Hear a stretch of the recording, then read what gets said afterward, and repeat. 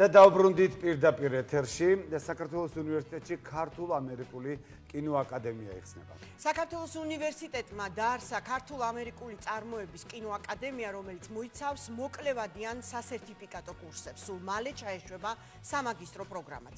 გარდა იმისა, რომ სტუდენტები კინოწარმოებას პროფესიონალურ დონეზე შეისწავლიან, მათ პრაქტიკულად მოუწევთ ნამუშევრის შექმნა, ფილმის გადაღება. შედეგი თვისობრივად პროდუქტის რეალიზაციასაც გულისხმობს. მეც გიყვებით კინოაკადემიის პროგრამის ხელმძღვანელებთან ერთად და სტუდიაში ვიწვევ პაპუნა მირზა დავითაიას, ქართულ-ამერიკული კინოაკადემიის დამფუძნებელს, პრეზიდენტს, გამარჯობა პაპუნა, მადლობა რომ მოხვედი და კინოტელეოპერატორი გიორგი ვაწაძეც გვინდა მომიწვიო. გამარჯობა, მოგესალმებით. რა თქმა უნდა, ჩვენ დღეს თქვენს მიერ დანერგიულ ახალ კინოაკადემიაზე ვისაუბრებთ. ეს არის ძალიან საინტერესო თემა, მაგრამ ვინაიდან სულ რამდენიმე საათის წინ დასრულდა ოსკარების დაჯილდოების ცერემონია, სადაც ჩვენმა კინომომხილველმა ლაშა დარდაგანმა აგვიხსნა, რომ არ ზელენსკის ჩართვა იყო, მხოლოდ ერთხელ კოპოლა მახსენა, მაგრამ კოპოლა უკრაინა და მეტი არაფერი ომზე, რომელიც გვგონია, რომ ყველასია და არა მარტო უკრაინის. პაპუნა, პირველი კითხვა შენთან სწორედ ამ თემაზე მექნება. შენ ხარ ადამიანი, რომელიც ფილმ აგვისტოს 5 დღის პროდიუსერი ხარ. ადამიანი, რომელმაც ეს ომი მთელი სიმძაფრით გადაიტანა. დღეს კი ლოს-ანჯელესში ცხოვრობ ნახევრად, მაგრამ ეს ის წლებია, როდესაც შენ საქართველოში იყავი. როგორ ფიქრობ, აი ეს ტრიბუნა, ეს პლატფორმა რატომ იქნა ასე არასახარბიელოდ გამოყენებული მხარდაჭერის, სოლიდარობისა და სიმშვიდის მოწოდებებისთვის? პირველ რიგში დიდი მადლობა მოწვევისთვის. ძალიან კაი შესაძლებლობა არის ჩვენთვის, ჩვენი პროგრამის გასაცნობად, თქვენი ეთერი და დიდი მადლობა.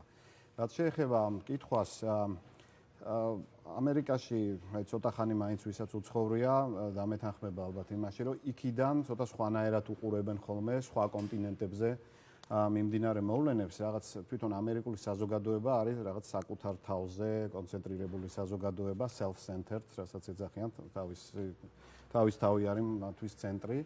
და ყველაფერი რაც სხვაგან ხდება, ეძახიან overseas, ანუ ოკეანეს გადაღმა, რაღაც დაახლოებით ისეთივე განცდაა ჩვენთვის, რომ რაღაც ოდნავ ცოტა მოშორებულ პლანეტაზე ხდებოდეს, ცოტა უტრირებ, რა თქმა უნდა, მაგრამ ნუ აი აგვისტოს 5 დღე ახსენეთ და მაშინაც ესე იყო, ჩემი მოლოდინი მაშინ აგვისტოს 5 დღე როცა გავაკეთეთ და ვიღებდით იყო, რომ ჩავიდოდი, ყველას ეცოდინებოდა ეს ამბავი და აენთებოდნენ და უფრო ენთუზიაზმით ჩაებნებოდნენ და რომ ჩავედი უკვე ამ მსახიობების შესარჩევად, რეჟისორის საპოვნელად და ასე შემდეგ, ჩემ კოლეგებთან ერთად, ქართველებთან ერთად, როცა ჩავედი, ჩვენი მოლოდინი ეს იყო, მაგრამ აღმოვაჩინეთ, რომ ძალიან ცოტა ადამიანმა იცოდა ამის შესახებ და მით უმეტეს სიღრმეებში ძალიან ცოტა იყო მაშინ შესული.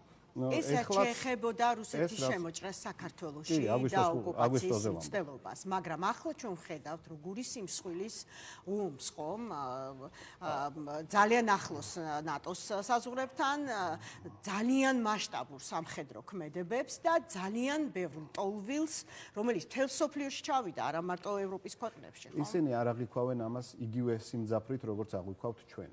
ამერიკული საზოგადოება ამას ბევრად ნაკლები სიმძაფრით აღიქვავს, რა თქმა უნდა, გულშემატკივრობენ ყველაფერს იმას, რაც ხდება ჩვენთან, მაგრამ ვთქვათ, ალბათ 50% ნაკლები. ანუ მაინც არის რაღაც ინფორმაციის ნაკლოვანება, იმიტომ რომ ჩვენ არაერთხელ გვითქვამს რუსეთს, რაც გაუვიდა ჩვენთან.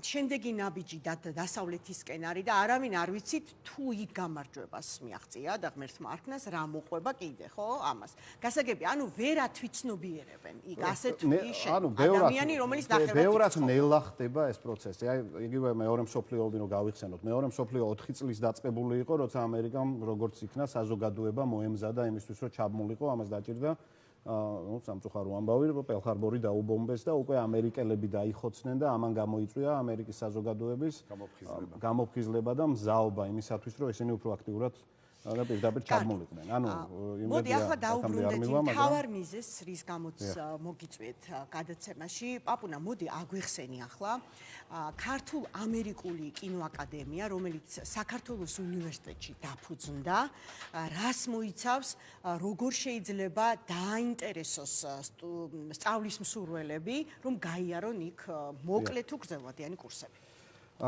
ესე იგი, პირველ რიგში მინდა ვთქვა, რომ რატო გადავწყვიტეთ ესეთი პროგრამის შექმნა. ბოლო წლებში აგვისტოს 5 დღიდან მოყოლებული ამ კინოფილმის აგვისტოს 5 დღიდან მოყოლებული რამდენიმე კოპროდუქციის გაკეთება მომიწია საქართველოში სხვადასხვა ქვეყნებთან ერთად და აქ გადაღებები ხდებოდა ხოლმე საქართველოში და გვიწევდა გარკვეული კატეგორია სხვადასხვა პროფესიონალების ჩამოყვანა მოწვევა სხვადასხვა ქვეყნებიდან. ანტონი ჰაჯიბეი, ვიწრო ხიდი, ჯეკი ქალთა სამყაროში, ეს ის ფილმებია, რომელზეც როგორც პროდიუსერსაც გიმუშავია და როგორც სცენარის ავტორსაც რიგ შემთხვევაში.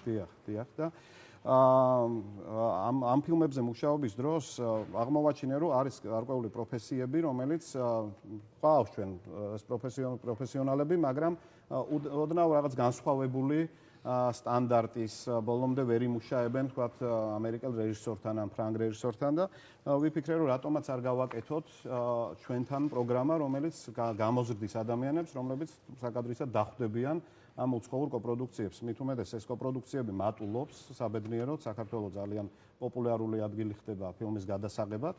და ეს განსხვავებები, ქართული კინოსკოლა როცა შეიქმნა, იყო ძალიან კარგი კინოსკოლა, ეს საბჭოთა პერიოდს გულისხმობ, იმ სივრცისთვის, იმ პერიოდისთვის, მაგრამ ტექნოლოგია ვითარდება, მიდგომები იცვლება და ეხლა ეს ახალი მიდგომები არის დასანერგი და ამისათვის გადავწყვიტეთ, რომ დაგვეწყო ეს პროგრამა, რომელშიც გავითვალისწინეთ ეს უახლესი მიდგომები, რომელიც არის მაგალითად ნიუ-იორკის კინოაკადემიაში ან ლოს-ანჯელესის კინოსკოლაში და აქვე ვიტყვი რა არის ეს ძირითადი სხვაობა.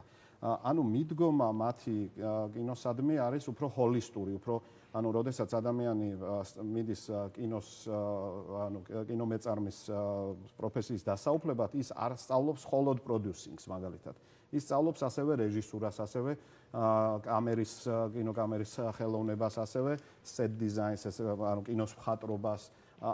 პრინციპში მთლიანად ყველაფერს ერთად სწავლობს და მერე უკვე საბოლოოდ წყვიტავს, რომელი ვიწრო სპეციალობით გააგრძელებს მუშაობას, იმიტომ რომ მაგალითად კინოს მხატვარმა თუ კარგად არ იცის დრამატურგია, არ იცის რეჟისურა, არ იცის იგივე საოპერატორო ხელოვნება, შეიძლება არასწორად ააწყოს გადასაღები მოედანი. მაგალითად, ტყუილი დანახარჯი გააკეთოს, როდესაც თუ იცის, რომ კამერა დგება ამ კუთხიდან, აღარ მოაწყობს იმ კუთხეს, რომელიც არ ხვდება კადრში, რაღაცა უნდა მოაწყოს, ხო და ამით ძალიან საინტერესოა, თქვათ, რა კვალიფიკაციის პროფესიონალებით გჭირდებათ ახლა დააკომპლექტოთ გუნდი, თუ უკვე დაკომპლექტებული გაქვთ. გიორგი ვაწაძე ერთ-ერთი მათგანია, მაყურებელმა მინდა იცოდეს ის დინასტიურად კინოწარმოებაშია, დედა ფირებს ამჟღავნებდა კინოსტუდიის ლაბორატორიაში, მამა დოკუმენტური ფილმების ოპერატორი იყო, ბაბუა ცნობილი სერაფიონ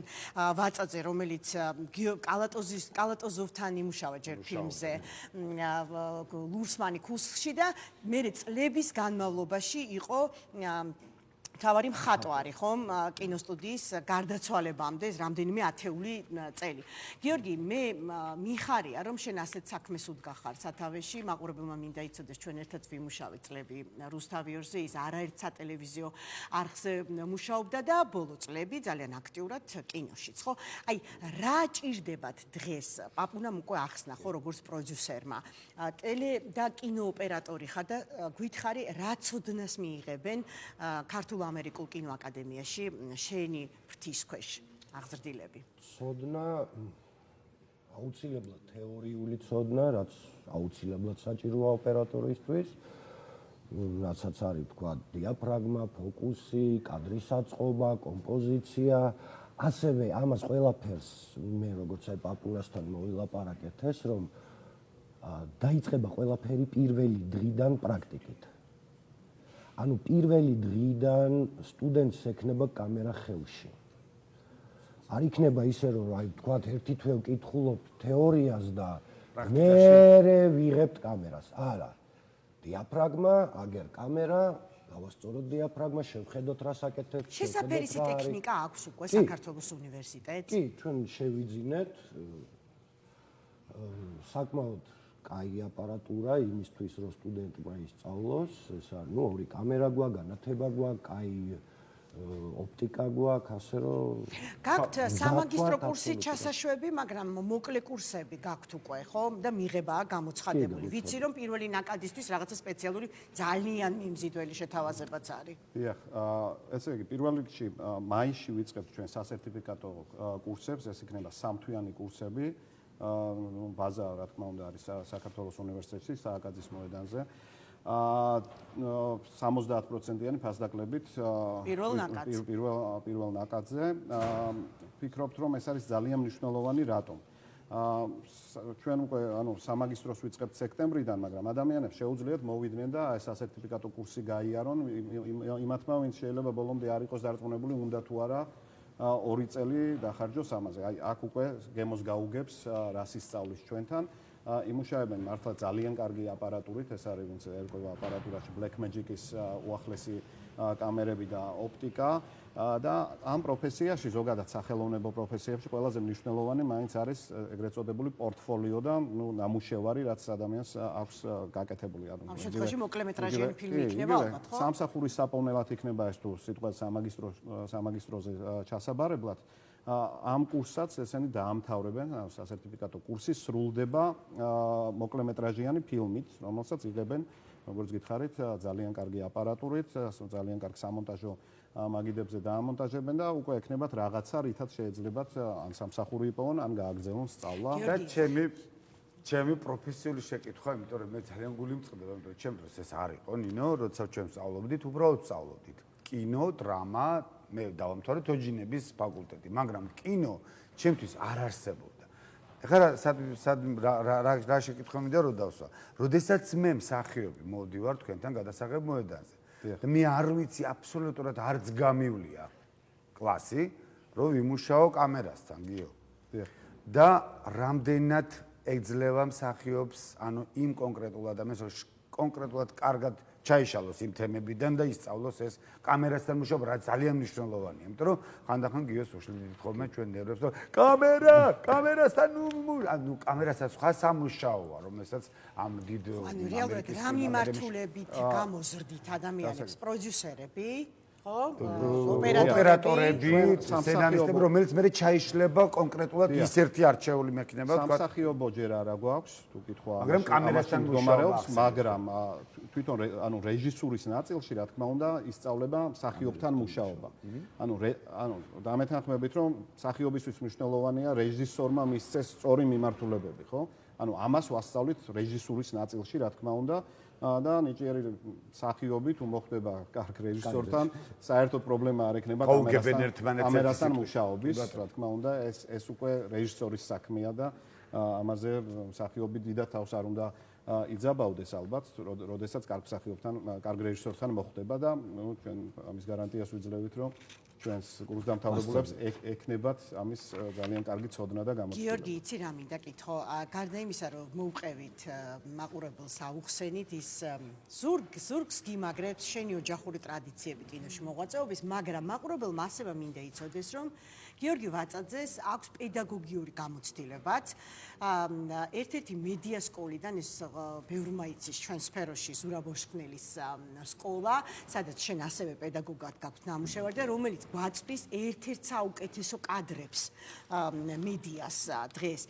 აი რა უცილებლობებია, რა უნდა იცოდეს დღეს ვთქვათ ოპერატორმა თანამედროვე თუნდაც კინოში, ვინაიდან ახლა მთლიანად როგორ ხვდები კინოზე გადაერთვები? მედია სკოლას მოწვევები? ალბათ კი. იმიტომ რომ ფიზიკურად დრო არ მექნება. იცი გიორგი ამას რატომ გეკითხები? თუმცა ერთი რაღაცა არის. კი ბატონო. თუ მოხდი კაი მასწავლებელთან, იქ შეგიძლია კინოშიც იმუშაო, შეგიძლია ტელევიზიაშიც იმუშაო. შეათანხმო კიდევაც. შეათანხმო კიდევაც, როგორც მე ხა მე ტელევიზიაშიც მუშაობ, კინოშიც ვარ, ყველაფერში, ანუ ამას დიდი განსხვავება არ აქვს, თუმცა არის რაღაცა ნიუანსები, რომელიც განსხვავდება ტელევიზია და კინო.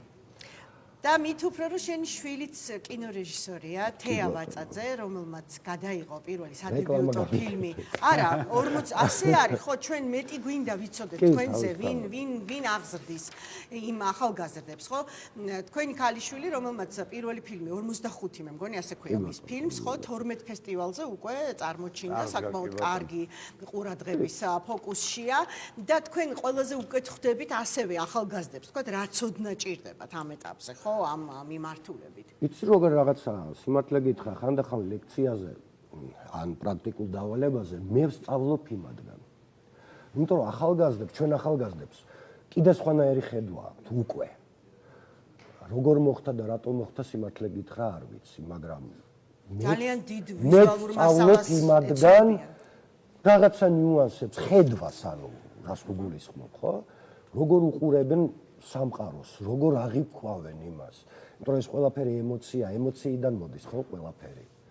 ხო, აი მაგალითად ძალიან მოვიდა მნიშვნელოვანი რამ თქვი ახლა შენ ბოდიშიონისე, იმიტომ რომ რეალურად პედაგოგი ასწავლის ჩარჩოებს, მაგრამ შენგან ახლა მოვისმინეთ ის, რომ ამ ჩარჩოებში გამომწყდებას არ უპირებ არც ერთ ინდივიდს. არ შეიძლება, არავითარ შემთხვევაში არ შეიძლება ჩარჩოში ჩასვლა. მოქცევა ოპერატორის. მარტო ოპერატორის არა, მე მგონი არავისი. ხო, მოდის ოპერატორი, რომელიც უნდა ისწავლოს ეს საოპერატორო ხელოვნება და ეს ოპერატორობა ყველაზე მნიშვნელოვანია კინოში და ტელევიზიაში რა თქმა უნდა. რას უნდა აი კი ხედვა თავისი უნდა კონდეს, მაგრამ აი როგორც მე დრამატურგიაზე ვაბარებ და მე უნდა დავწერო რაღაცა წარვადგინო, ხო? აი ამ შემთხვევაში ყველაზე მეტად რითი უნდა იყოს მომზადებული, რა უნდა იცოდეს ის ანაბანადან, რომ თქვენამდე მოვიდეს და მე ის გაშალოს თავის ცოდნა თქვენთან. კაი იქნება თუ ფოტოგრაფია, რაღაც დონეზე თუნდაც ტელეფონით იცის, ანუ კომპოზიციის აწყობა უნდა იცოდეს მთავარია. ხედვა უნდა კონდეს, ხატრობის დანახვა შეეძლოს, ხო, კომპოზიციური ფერი, რაც უკვე მხატრობაშია, თუ იქნება კაია. თუ არა, ნელ-ნელა იქაც დავამატებ თუ შეიძლება.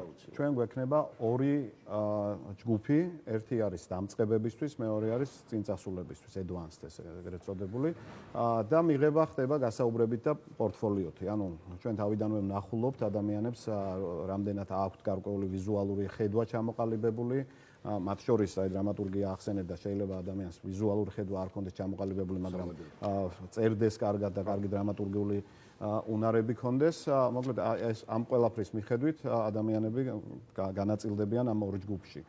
ხშირ შემთხვევაში ჩვენ ვფიქრობთ, რომ და ესეთი გამოხმაურებები გვაქვს, ხშირ შემთხვევაში ჩვენი სტუდენტები იქნებიან ადამიანები, რომლებიც არიან რომელიმე მომიჯნავე დარგში, მაგალითად მუშაობს ტელევიზიაში მემონტაჟეთ და უნდა რომ გააგრძელოს რეჟისორად, ხო? ანუ ესეთი ადამიანისთვის არის იდეალური ესეთი მოკლე სამთვიანი კურსები. და ბოლო კითხვა მაქვს პაპუნა, თქვენთან იქიდან გამომდინარე რომ მაყურებელს მაინც მინდა შევახსენო, თქვენი წარსული, გარდა იმისა, რომ თქვენ ფოლკლორულ პროგრამებს კურირებდით, არტგენის სახელთან არის დაკავშირებული თქვენი მოღვაწეობა, შაკირა ჩამოგიყვანიათ, სხვა უცხოელი ვარსკვლავები, თქვით რომ აგვისტოს ომი, თავისი მთავარი ვარსკვლავი დენდი გარსია, ამ ფილმის პროდიუსერი ბრძანდებით, საგულისხმოა, ერთი არის რომ შექმნა ასწავლოთ იმ თანამედროვე ტექნოლოგიებით, რაც არის დანერგილი უკვე მსოფლიო კინოინდუსტრიის ბაზარზე, მაგრამ მეორეა, რამდენად შეძლებთ თქვენი კონტაქტებით დაეხმაროთ ამ ფილმებს რეალიზებაში, ამ ავტორებს რეალიზებაც რო ასწავლოთ საკუთარი ნამუშევრებს. ძალიან კარგი კითხვაა და მადლობა. კინო არის, რა თქმა უნდა, ხელოვნება, მაგრამ ამავდროულად არის ბიზნესი, ხო? ამიტომ ამ ადამიანებს ჩვენ არ ვასწავლით მხოლოდ მის სახელოვნებო ნაწილს, არამედ ვასწავლით მაგალითად როგორ მოიპოვოს თანხები ფილმის შესაქმნელად, რომელი ფონდები არსებობს, სადაც შეიძლება პროექტი წარადგინო და მოიპოვო, როგორც საერთაშორისო, ისე ეროვნული დონის. და შემდეგ რა ბაზრები არსებობს პროდუქტის გასაყიდად, რომელ ფესტივალებზე უნდა გაიტანო, როგორ უნდა მოხდეს მისი მარკეტინგი და ასე შემდეგ. ანუ, როდესაც საუბრობთ, რომ მიდგომა გვაქვს ჰოლისტური, ესეთი სრული, ანუ აი სწორედ ამას გულისხმობთ, რომ ჩვენ არ ვასწავლით მხოლოდ მაგალითად რეჟისურას და ადამიანმა არ იცის მერე რა გააკეთოს თუ არ დაიქირავა ვინმე რეჟისორად. მან იცის სრული ციკლი, იცის როგორ იწყება და ეტაპები როგორ როგორ უნდა გაიყიდება ფილმი, დიახ. მადლობა, დიდი მადლობა.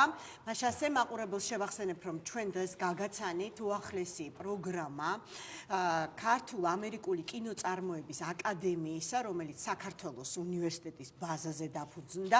ნებისმიერ დამატებითი კითხვისთვის შეგიძლიათ მიმართოთ ეკრანზე ამოვნათებულ ტელეფონის ნომერზე 2-55-22-22. ჩვენ კი მადლობას ვუხდით სტუმრებს, ტელე და კინო ოპერატორ გიორგი ვაწაძეს და პროდიუსერს და ქართულ-ამერიკული კინოაკადემიის დამფუძნებელსა და პრეზიდენტს პაპუნა მირზა დავითაიას. მადლობა. გემშვიდობებით თქვენ, გემშვიდობებით მაყურებლებს. ხვალამდე გემშვიდობებით.